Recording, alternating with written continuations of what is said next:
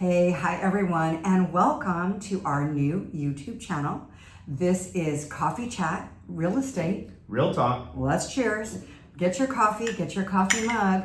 We are going to be sharing everything real estate with you. And the real talk part is real life stories of things that have happened and things to help you, the pitfalls, the things to be aware of. And I've been in the business like 18 years. I sold real estate up in Canada for 12 years. I sold real estate in Santa Barbara, California, and a number of years here. And I'm with Aaron. Yeah, and I've been an agent less than a year. Wendy is someone who really talked to me about, being an agent. But one thing I've realized in this first year is that a lot of people buying their first home have a lot of questions. Yeah. It's a huge purchase. It's probably the biggest purchase you're ever going to make in your life. So we want a place where you can go and find answers. I love that. We're going to have industry experts in so many different areas. Like, you don't realize all of the different, it's like a puzzle piece. All of these pieces have to fit together to get you to that home or for selling that home.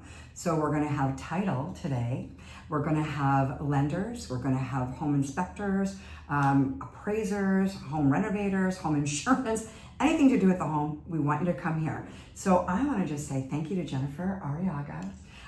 We've been friends for a long time. Yeah. And Texas American Title, that's my home title company, and they're right here in Memorial area of Houston. I'm going to have her introduce herself and let her tell us what her role is within her company. Thank you, Wendy. Thank you, Aaron, for having me. My name is Jennifer. I'm with Texas American Title, and today I celebrate 12 years with Texas American Title. Like legit today. Cheers for you. So thank you for having me today. My office is in City Center. We have 15 offices around the Houston area, so we can facilitate the buy or the sell of any of your properties within the Houston area, within Harris County, and within the surrounding counties, and lots of counties in Texas. Yes. So my job is business development. My job is to get contracts from amazing realtors and hand them to very talented escrow officers. That really is my job, is to sell the services of my company. So, and like I said, I've been doing it 12 years. Love it. I came in going, I bought a house, I sold a house, I had no idea. So title can be confusing. Well, it's one of those that you don't really like, think it's there, but right. It's like it's covert, it's okay. undercover. We're going to be peppering you with questions. Aaron and I are going to, Go for it. because people want to know. Yeah. And this is real talk. So I have heard this, like an escrow company is like Switzerland. What does that mean, and what does that mean to us as consumers? We're kind of the neutral party. We are the center person. We pull together, obviously, the buyer and the seller, the realtors on either side. We pull together the lenders. We pull together the insurance. We pull together every part of the transaction. We research the title. We do everything, and we finally close it, where the money is given to us. We have calls all the time. Who do we make the check out to? Us, not me, unfortunately. The company, Texas Jennifer's 12 years just got cut short. But also, like, you don't represent one or the other. Like, Correct. the Switzerland part is that neutrality of Correct. equal. Yeah. And if something goes wrong, you're not in charge of who gets that earnest money or who gets that, right? We are, everything is told to us. You tell us the day you want to close, if the contract's still going, if it busts, who gets what money. Mm-hmm. We sit there, and there are certain things written in the contract, but for the most part, we sit there and you have to direct us. Exactly. We do not say it's done this way, and we really can't give our opinions. I often say, I'm not an accountant, I'm not a realtor, and I'm not an attorney. Yeah. So there are people that are paid to do those things. Exactly. I am not. Perfect.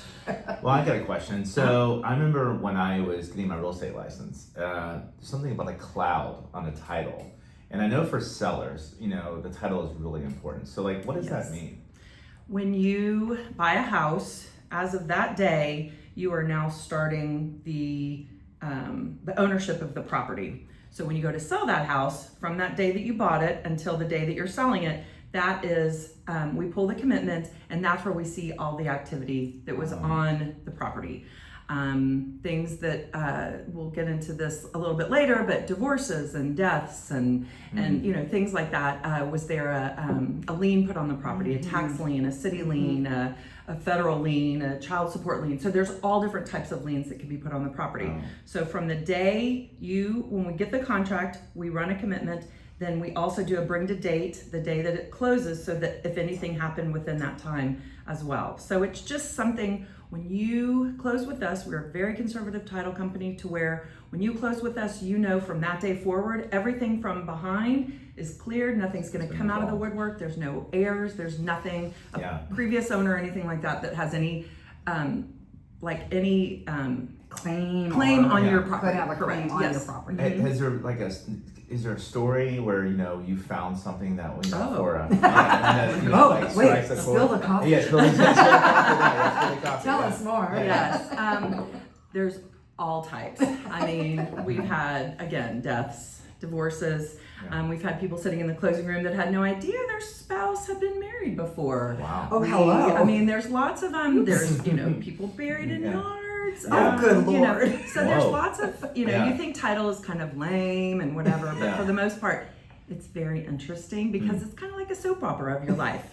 When people go to sell a house, they think, oh, well, why do you need to know if I was married before? You have to know everything. And note, if you don't give us everything at the beginning and we have to research and find it out, it delays the process. So you have to be very honest with us. Be very honest. At the very beginning, all of that stuff, all the questions that we ask. I think it's so important because even the foreign persons, I didn't even really know that, on the contract, when you list a home, you have to ask them, are you a citizen? Yeah. That didn't even click in my mind. Do you have a green card or do you not? Right, and that could affect the buyer's finances. Okay, there is an area. Stories have you ever had that happen? There is an area in the contract. Don't quote me on the area. There is an area that says these buyers, if the sellers are foreign sellers and they do not pay their taxes on this property, the buyers, it goes over to the buyers. Oh, wow. That's a huge and it's not even an area about. in the contract that you would initial or anything like that. So it's very important if you do have foreign sellers, you work with a reputable international accounting firm that can determine if they owe, what they owe.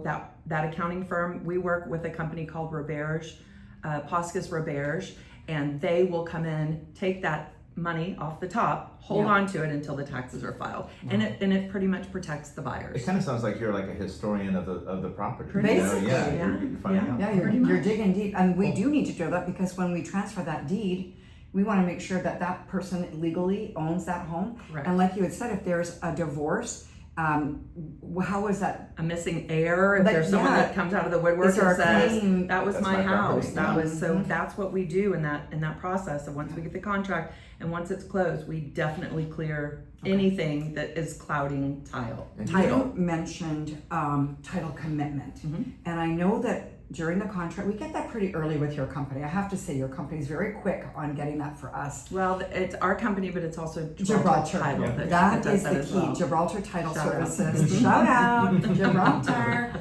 What I do go through that with the buyers, but there's a lot of it that it is confusing, and we don't know. Is it scheduled? What schedule is my schedule? What do I need to know? So, for our viewers, for the people watching, what do you think are the key elements of title commitment that they should be looking for? Well, again, I work with very talented escrow officers that know Schedule A, B, C. They know the schedule that they need to look at. One of those schedules, please don't quote me on this, one of those schedules is used by the survey company. They have to look exactly where they have to put, where they have to survey it from. There's also one of the schedules that shows any deaths, any divorces, any heirs, anything, any clouding, like we've been talking about on title. So it is really, like you said, it's kind of a book, look at this. What I've seen some with AKA, a whole bunch of names that aren't the names of the people, or someone old child support or something, and they said, I never had a child. Yeah. Is that how does that there's show something up that on we a do commitment? have that's same person, not same person affidavit. So if you have a person named John Smith, there could be lots of John Smiths, but we can go through and figure out with their birth date, with their social security number, all that stuff, so we can figure out. But those things are going to show up because there are certain things that are attached to you, or there are certain things that are attached to your property. So those are things that when you go to sell it, I had no idea. I was sued and the judge said that I owed somebody $10,000 and I don't want to pay him and I want to get out of it. Well, Again, we're Yeah. Switzerland. Yeah. Okay. You must work that Yeah. out with that They're person. historians and they're investigators. Yes. Very Okay, much. you were so. going to ask about policy. Yeah. So, how does that? How does a title policy protect that buyer? Well, it protects you from, again, the day that you close, because once we have cleared everything up prior to you owning that property, the day you close, your policy goes into effect. So if there's anything that we missed, which we, things happen, but we try not to, but if there's anything that was missed, if there was any error that comes up, if there was any divorce that wasn't claimed or something along those lines, a wife, someone, a husband, a spouse that comes up and says that they have ownership in that property, that is what that title policy would cover if it was indeed missed. Because we're all human, things happen. There are people that are not very honest in the world, and they try to cover those things. Interesting. So they happen. What about that little line in the contract about shortages? Like it's either paid by the buyer or the seller, or they don't care about shortages. Should we care about shortages? Boundary and area things? deletion, correct. Thank I you. would think so, because where that is a coverage, like we were talking about, the policy is a coverage of ownership. This is actually a coverage on your property and the survey that was done, and it's ensuring that survey and that area. So let's say the city comes in and there was an easement that nobody knew about, and the city comes in and has to dig it up, and or your pool's in the way, the cool decking on the pool, and they have to dig it up. And so that is what that one is. And again, an owner's title policy is a one-time fee. Okay. Is a one-time policy. Yeah. Unless you sell or unless you refi. Now, the great thing about it is if you refi, for the first 4 years, your policy amount is 50% of what, based on the amount that you're refinancing. Gotcha. 4 to 8 years is 25%. So you do get a discount within the first 8 years on a refi. But again, it's only a one-time thing. Okay. That really helps a lot, because I think it is something that really buyers do struggle with. We hear a lot about wire fraud out there. Like sometimes it's not even the right owner, and I want to hear some stories on this, because I know you are really always hitting it home with us. I do. To make sure everything is correct. So tell us from your emails. Just keep telling us. We don't care. Fraud. Tell us about it. I think the thing with fraud is that they're, like you said earlier, this is the biggest house. It's the biggest thing, not biggest house. It's the biggest expense you're ever going to have. It's the most amount of money you're ever going to spend. So with fraud, there are a lot of people that try to take advantage. There are times where someone you clicked on a link 2 years ago, and there's a bug in your computer, and it is looking for anything in your computer that comes from a title company, talks about a contract, comes from a realtor, anything, and it kind of turns it on. So there are times where people have gone in, taken our email address or our email, changed the the wiring instructions, the bank information. That's why we say our bank information will never change. Caveat, we're about to change banks. So it's going to change. Wait a minute. One Never. time. You can't use the word never. Ever. But after that, it's not going to change. But it's going to change just that one time. But our banking instructions, we're not going to give you a discount if you wire money early. We are. Is that some of the tricks that they use? Oh my goodness, they are trick ruthless. people with that? They are ruthless. They're very. I think Ah. that they're trying to, appeal to a discount or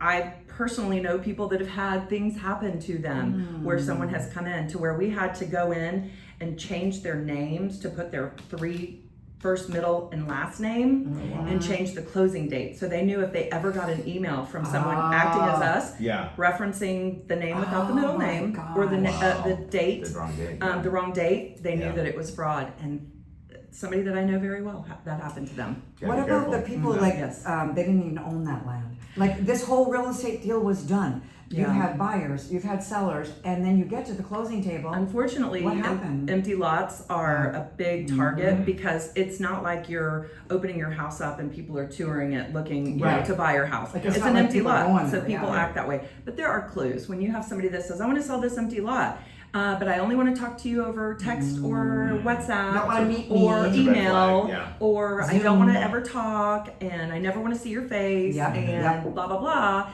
And I want to use my title company and my notary and whatever. Those are big red flags. I know as realtors, you want to help people, you want to do good, and you're in this to make money. But when it's too good to be true, it is. It usually is. Yes. We're in it to help people. Like to me, this is the way we work in real estate is the more people you help, like the money always comes. I'm not worried about that. It's like, are we doing the right thing? Are we helping? Aaron, give us some nuggets. Give us some nuggets. What did you learn? I learned a lot. I don't know if I should say that. But I mean, what I'm hearing from Jennifer, number one is, I mean, especially on the fraud, be safe. If you have a question, reach out. Be overly question be everything. paranoid. We don't look at be paranoid, but with this much money, you should be a little paranoid. They are historians. They are looking at the property. You're trying to make sure there's no liens, that there's nothing that's going to come up at the end that's going to stop the transaction. And it sounds like you're needed at all times. You're extremely important. And I think for a lot of people, title is a little ambiguous. I think we're under the radar. We fly under the radar. You don't really know you need us until we need you. Yeah. Well, and we can even do pre-opens if we're kind of nervous about something or not sure about something. But I love, we go to the closing table and the buyer's stack is like 40,000 pages. And then the seller stack is like 10. Yeah. So a lot of loan stuff, I'm assuming, a lot of that. A lot of the papers you're signing, some are ours, some are the loan, some are, there are a lot of papers that go into it, things that you're kind of signing your life away. So there are, but we, again, like we were talking about earlier, Switzerland, we pull all of it together. We do the loan docs, we do all of that stuff. Well, and I love it too, because you're very flexible. You've got mobile notaries, you can have closings all over the world. Like I had people from Spain close with your title company from Spain, and you did one of those closings too, and you're on your phones, you and your wife closing.